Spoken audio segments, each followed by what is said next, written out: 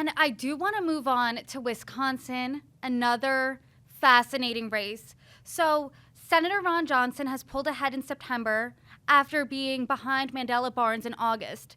So, in 2016, as you know, he had a surprise comeback in his grudge rematch with Russ Feingold. So, are we going to see him, do you think, come election day, become a three-term senator? You know, that one started really, really rough. We had him down in the very beginning, a lot lower than you would want to see an incumbent for either party. When you see an incumbent that low, you know you got trouble.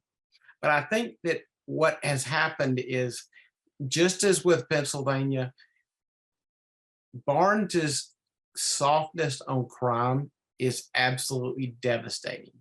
And you got to think about where we're talking about. When you're talking about Wisconsin, you're talking about a place that was dealing with Kenosha, a place that dealt with the Rittenhouse trial, a place that had, a hate crime of somebody taking a car and jamming into a Christmas parade. They've seen some crime. They've seen some crime on a level that most states aren't comfortable with, and when they see, that they've got a potential in Mandela Barnes of another kind of let everybody out of jail and everybody hold hands and it'll be fine. That is not what Wisconsin thinks is going to solve their problems. So I think the more people learn about Barnes, and the more, frankly, that the senator uh, talks a little bit less about Hunter's laptop and a little more about Wisconsin, which he's doing a pretty good job of now, the better the senators are going to do. That's an interesting point. And so Tony Evers and Tim Michaels are currently in a razor thin Wisconsin governor's race here.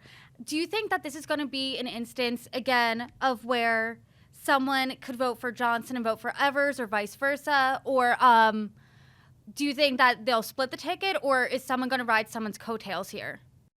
I think that one, Evers is not near as unpopular. First of all, Evers' record is different than Barnes. He hasn't said some of the outlandish things that Barnes has said. But at the same time, there are lots of problems, and all the things I just went through happened when this guy was governor, and he didn't do much about it. He could have invited the National Guard when it was offered to him. He didn't take it. I think that you'll see Michaels do well on his own.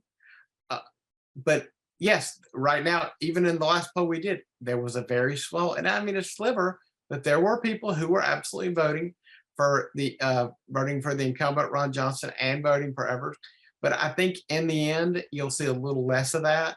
And what we see in those races, both of them, is the undecideds very anti-Biden.